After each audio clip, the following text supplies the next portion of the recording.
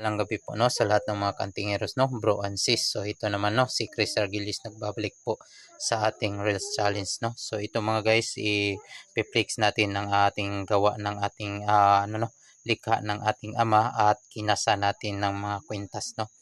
So ito ay para lang po sa nagnanais, sa naniniwala at sa nagtitiwala po no.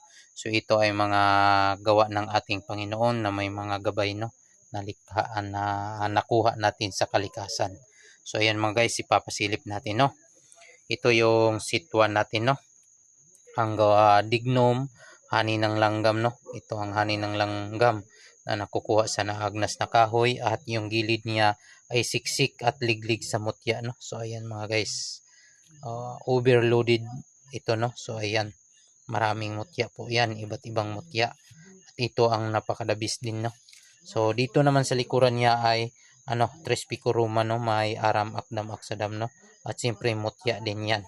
So ayan mga guys, hindi lang nag-iisa kundi pang maramihan pa no. So siyempre ang ating kasama sa ating seat na napakadabis no. May pangil, katawan ng part ng Pusillys stingray or pagi, hagstone or lagpasan, tikpay. Ito ang mutya ng hani ng langgam no. Ayan no, tumatagos yan no. Ayan, nagbabagay yan no. Ayan mga guys, at ito naman ang mutya ng hantik. At dito to sa kabila, lumipat sa kabila. Ito ang mutya ng hantik at ito yung tumatakbo sa suka no, na tinatawag nilang mata ng karagatan.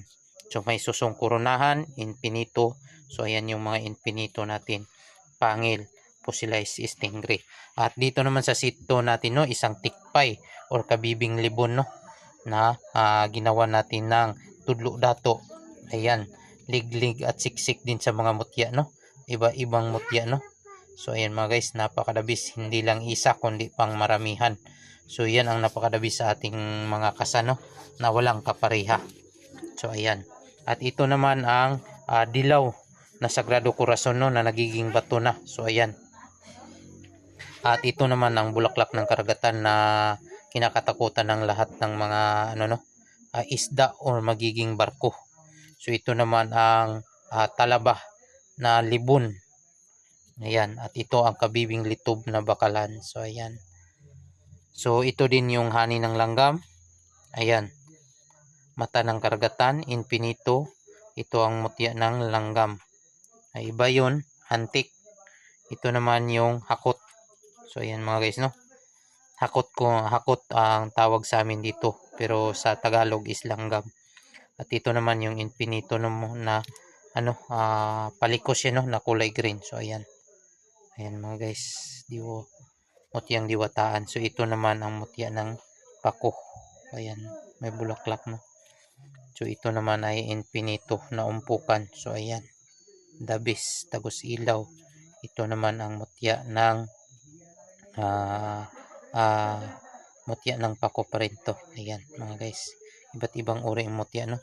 At ito naman ang Pusillys stingray. So ayan, katawan ng Pusillys stingray, pangpalakas yan. At may susong kurunahan tapol at mutya ng tubig at infinito at mutya ng tubig din. So ayan mga guys, PM lang sa interesado no, naniniwala. Yun nga, para lang po ito sa naniniwala. Yung hindi naniniwala po, tabi-tabi lang po. So hanggang doon na lang po. God bless us all and ingat kayo palagi.